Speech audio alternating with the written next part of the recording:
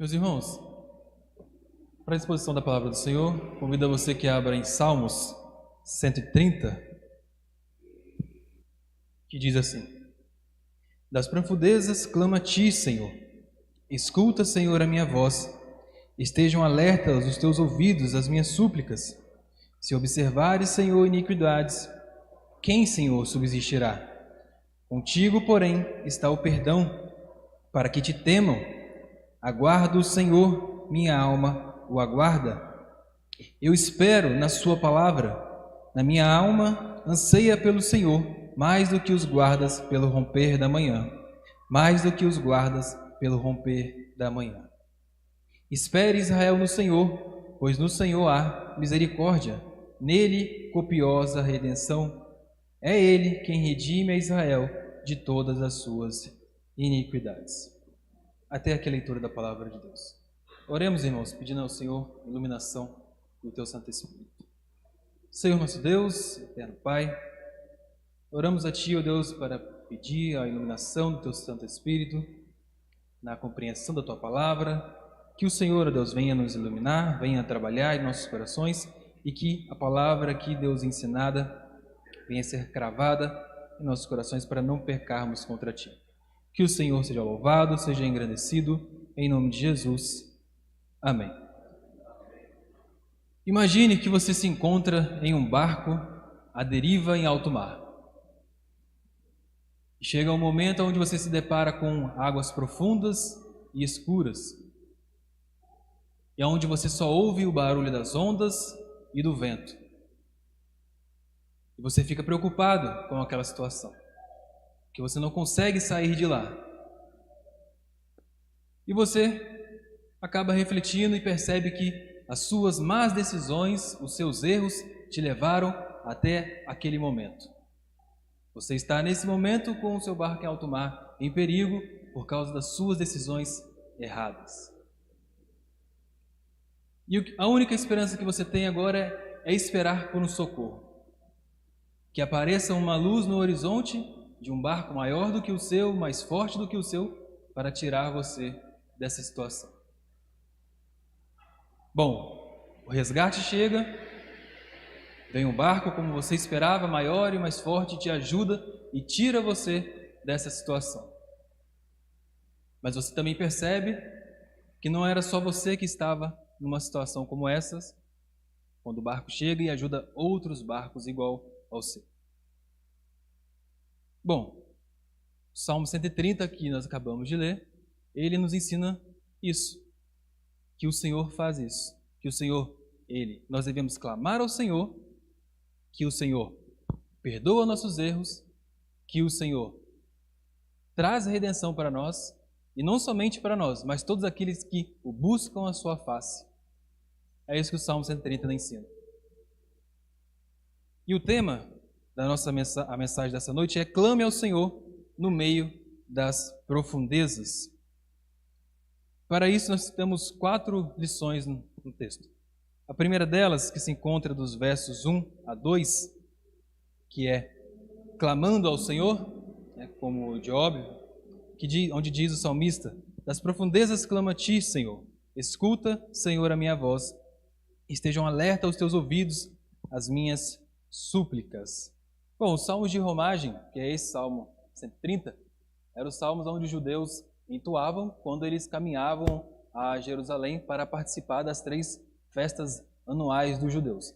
Então eles cantavam esses salmos quando eles iam a caminho, louvando ao Senhor e também para aproveitar a viagem em louvor a Deus. Esse salmo também ele faz parte da vida da igreja, onde os reformadores gostavam muito desses salmos. Martim Lutero chega até a escrever um hino sobre também esses salmos, que é das profundezas clama a ti, Senhor. E para os reformadores esse salmo era tão especial porque ele retrata a vida de um crente. E um crente se encontra nessa situação que o salmista está. Quando ele peca, quando ele erra, ele clama a Deus por perdão e por socorro, para que Deus o tire daquela situação. Então todo crente passa por essa situação que o salmista passa. Então por isso que é um salmo que os reformadores sempre gostaram e também acredito que não seja diferente hoje. Bom, quando o salmista diz das profundezas clamo a ti, ele está fazendo alusão a um sentimento de angústia profunda, aonde ele se encontra, que muitos acreditam por eles ter cometido algum pecado. Nós não sabemos em que situação foi escrito, nem quando foi escrito, mas pelo contexto dos salmos percebemos que o salmista está relatando um sentimento de erro, que ele pecou e agora ele clama a Deus pedindo para que Deus o ajude. Então das profundezas, o sentimento que ele tem é esse, que ele está numa profundeza onde ele não consegue sair, onde é tudo escuro e que só Deus pode o ajudar. Por isso que ele diz das profundezas, ó Deus, eu clamo a ti. O salmista, embora ele tenha cometido algum erro, ele não deixou de confiar em Deus. Não foi que ele pecou contra Deus e virou as costas para Deus. Não, ele foi até Deus. O salmista corre em direção a Deus mesmo ele tendo cometido algum pecado. O exemplo que nós temos disso também, de profundezas, é a história de Jonas, onde Deus o chama para ir a Nínive, para pregar o evangelho àquele povo, mas Jonas, desobediente, vai para Tarsis. E Jonas fica preso no ventre do grande peixe por 3 dias. E no terceiro dia, durante os 3 dias, Jonas vai clamar a Deus. Então Jonas também se encontrava numa situação ele se deparou numa situação que o próprio erro dele não ter ouvido a Deus resultou em um lugar onde ele não esperava, que era dentro do grande peixe. E também temos a história de Daniel com os 3 amigos lá na cova dos leões, onde também eles recorrem a Deus em momentos de angústia, momentos de dificuldades. Então o salmista usa essa linguagem de clamor ao Senhor, expressando todo o sentimento. Nos versos 2, onde o salmista diz, escuta, Senhor, o salmista está pedindo para que Deus incline os ouvidos dele e atenda às súplicas dele. Quando o salmista diz as súplicas, ele reconhece que ele não é merecedor de que Deus o escute, que Deus o ouça. Porque quando você está suplicando algo a alguém, se entende que você não merece que aquela pessoa te escute. Mas o salmista pede, Deus, inclina o seu ouvido para mim, para que o Senhor escute a minha súplica, aceite o meu erro, aceite o meu pedido. O salmista entende que ele errou contra Deus, que Deus não é obrigado a ouvi-lo, mas mesmo assim ele pede para que Deus se incline os ouvidos e escute o seu clamor, a sua súplica. Aqui, meus irmãos, já temos aplicações para nós. Quando nos depararmos com situações como essas, de profundezas, o que nós temos que fazer é clamar ao Senhor. E quando nós errarmos, nós não temos que fugir de Deus. Temos que fazer igual o salmista faz, e correr para Deus. Pedir para que Deus nos escute, para que Deus se incline o ouvido e nos ouça, mesmo que nós não merecêssemos que Ele se inclinasse o ouvido e atendesse a nossa petição. Não existe profundeza que você esteja passando que o Senhor não possa te tirar. Situações que aflijam o seu coração, que te tiram a paciência, que te tiram a vontade de viver, Deus pode resolver. Deus pode te tirar desse lugar. Clame ao Senhor, porque somente dele vem a resposta. A segunda lição que nós temos aqui, que o salmista nos passa, é dos versos 3 a 4, que diz assim, se observares, Senhor, iniquidades, quem, Senhor, subsistirá? Contigo, porém, está o perdão, para que te temam. O que o salmista está dizendo, basicamente é o seguinte, Senhor, se o Senhor olhar do seu alto trono e olhar para todos que estão na terra e procurar algum santo, o Senhor não achará ninguém. Ninguém sobrará. Então, se Deus olhasse do alto trono dele e procurasse algum justo, ele não encontraria. Então, por isso que ele diz: ninguém subsistirá, ninguém estará apto a ser agradável a Deus. E a segunda coisa que ele diz é que, Senhor, contigo, porém, está o perdão.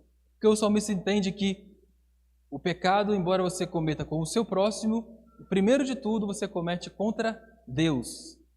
Mesmo que você tenha errado contra o próximo, o pecado é sempre contra Deus. Então, por isso que ele pede perdão ao Senhor, sabendo que com Deus ele sabe que está o perdão. O que o salmista está fazendo aqui está como se ele estivesse dialogando com Deus. Deus, eu clamo ao Senhor, e Senhor, se o Senhor, tentando convencer a Deus a ajudá-lo, né? Convencer entre aspas, não conseguimos convencer a Deus. Mas ele está conversando com Deus na oração dele. Senhor, se o Senhor olhar do seu alto trono e procurar um justo, o Senhor não vai achar ninguém, porque ninguém está apto a ser santo, Deus. Então, Deus, sei também que contigo está o perdão, que o Senhor perdoa. Eu pequei contra ti e o Senhor perdoa. E tudo isso, ó Deus, para que te temam. Então, aqui ele diz: temer não é ter medo como nós temos, medo de alguma fera, de algum outro homem, de alguma outra pessoa. Aqui o temer é a glória de Deus. Senhor, se o Senhor perdoar, todos aqueles que veem que o Senhor perdoa, eles também virão a ti. O Senhor será engrandecido. Então todos que veem que o Senhor perdoou os pecados, eles virão a ti, Senhor.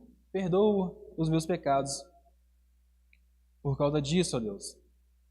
Então o salmista aqui também, ele nos ensina de maneira prática que, embora o salmista aqui está pedindo perdão ao Senhor, Deus, ele nos perdoa por causa do seu Filho, Jesus Cristo.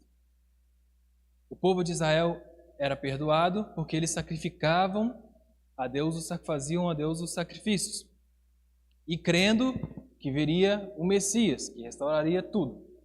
Nós hoje não sacrificamos, mas cremos no Messias que já veio. Então a mesma fé do salmista para receber o perdão dos pecados é a mesma fé que nós temos hoje. Então, para recebermos nosso perdão de pecados, temos que crer em Cristo. Mesmo que você tenha feito algo pecaminoso, algo que te aflige, você sabe que errou contra Deus, nosso perdão está em Cristo. Cristo pagou pelo teu pecado, pelo teu e pelo meu pecado. Somente em Cristo nós temos perdão, somente em Cristo Deus perdoa. Deus não perdoa por nenhum outro caminho, somente por Cristo. Em Cristo há o perdão. Fora de Cristo não há perdão nenhum. Também nos ensina que pecados que para nós pareçam imperdoáveis, para Deus tem perdão. Pecados que você cometeu e você diz: Senhor, eu pequei contra ti, não sou digno do teu perdão, mas Deus perdoa. Em Deus há perdão. Se um serial killer se arrependesse de todos os seus pecados, Deus perdoaria. Cresça em Cristo, Deus perdoaria todas as mortes daquele serial killer. Mas aquele que não matou e não se arrepende, ele não alcança perdão. Então não existe pecado, além do pecado contra o Espírito Santo, que não seja perdoado pelo Senhor. Deus perdoa todos os pecados, porque Cristo pagou por todos os pecados. Terceiro ponto que o salmista nos apresenta, terceira lição, de clamar ao Senhor em meio às profundezas, é dos versos 5 a 6, onde o salmista diz: aguardo o Senhor, a minha alma o aguarda. Eu espero na sua palavra, a minha alma anseia pelo Senhor, mais do que os guardas pelo romper da manhã. Mais do que os guardas pelo romper da manhã. Quando o salmista diz aqui, aguardo o Senhor, a ideia que ele que ele traz é de algo intenso. Não é um aguardar por aguardar. É um esperar firme. Maneira de ilustrar isso, imagine um abraço. Quando nós abraçamos as pessoas. Existem vários tipos todo o abraço é feito da mesma forma, com os braços. Né? Por isso que é abraço. Mas existe abraço falso. Nós percebemos, quando alguém vem nos abraçar, nós pensamos, que abraço falso. Quando outro vem nos abraçar, nós percebemos, que abraço carinhoso.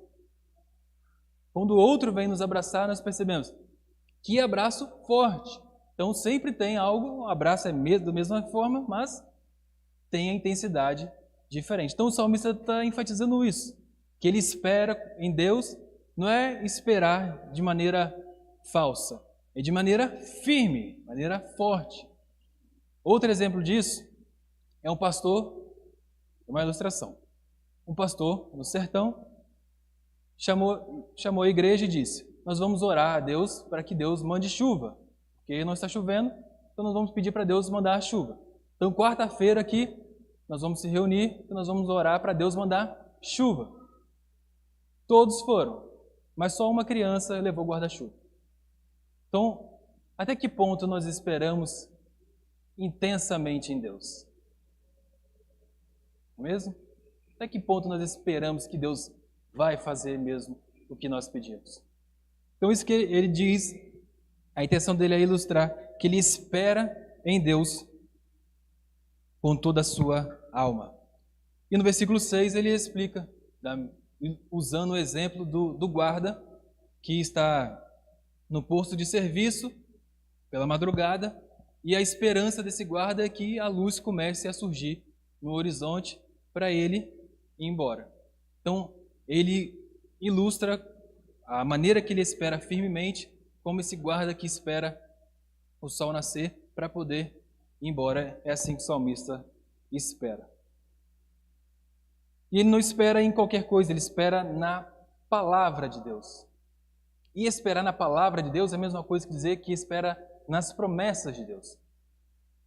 Deus fez uma aliança com Abraão, a qual prometeu um descendente. A mesma aliança que o povo do Antigo Testamento estava, nós estamos hoje. É a mesma aliança, mas administrada de forma diferente, administrada de forma progressiva, que o descendente prometido é Cristo, onde ele vem e restaura todas as coisas. Então, quando o salmista diz, eu espero na sua palavra, o salmista está dizendo, eu espero na sua aliança, Deus, a aliança que o Senhor tem com o seu povo. Então não é esperar por esperar, é um esperar de que Deus, nas promessas de Deus, na aliança de Deus com o seu povo. Porque na aliança de Deus, Deus sabe que o seu povo não será perfeito em todos os momentos, não será fiéis em todos os momentos. Mas nessa aliança, Deus também cuida do seu povo, o perdoando e o ajudando e lhe concedendo bênçãos sem fim. Então, espere em Deus no momento de profunda angústia, crendo na aliança de Deus com o seu povo. Deus tem um compromisso com o seu povo. Ele tem um compromisso com você, que é povo dele. Espere em Deus. O que podemos ver aqui também de maneira prática para nós é que o salmista não perdeu a fé, mesmo tendo pecado, que nós também não devemos perder a fé em Deus, mesmo diante das angústias, mesmo diante das aflições, e que nós sempre recorramos a Ele. Sempre recorra ao Senhor. E a quarta lição que o salmista nos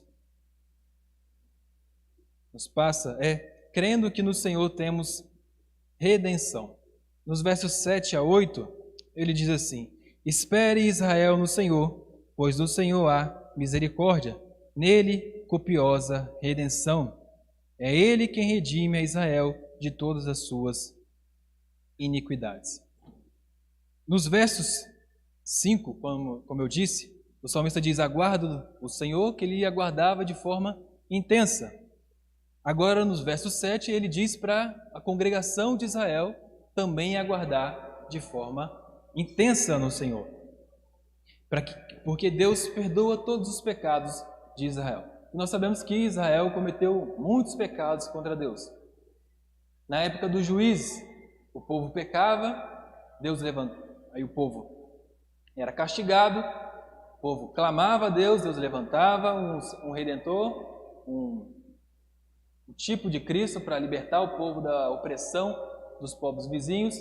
O povo era libertado, passava algum tempo, o povo pecava de novo. Depois que o povo pecava, clamava a Deus, aí Deus mandava o Redentor, depois o povo pecava de novo. E esse ciclo ia acontecendo. O povo sempre pecando, clamando e Deus mandando o Redentor. Então Israel sempre pecou contra Deus. Pecou no deserto, pecou também na terra prometida.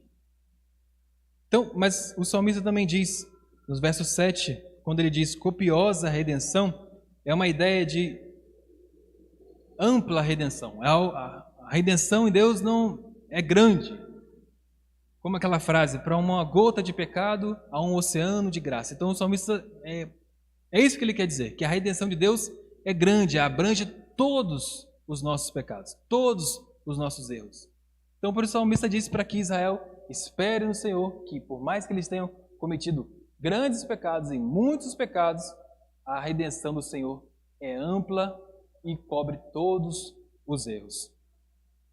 E por fim ele diz, é Ele quem redime a Israel de todas as suas iniquidades.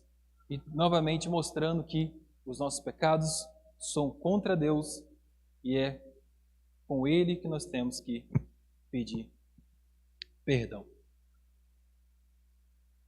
O que temos de aplicação para nós aqui é que em Romanos 8, verso 1 diz que aqueles que estão em Cristo, não existe condenação para os que estão em Cristo Jesus.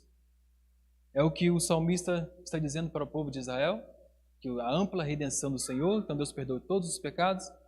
E aí, no Novo Testamento, é o que o apóstolo Paulo diz em Romanos 8, verso 1, que aqueles que estão em Cristo, não há mais nenhuma condenação.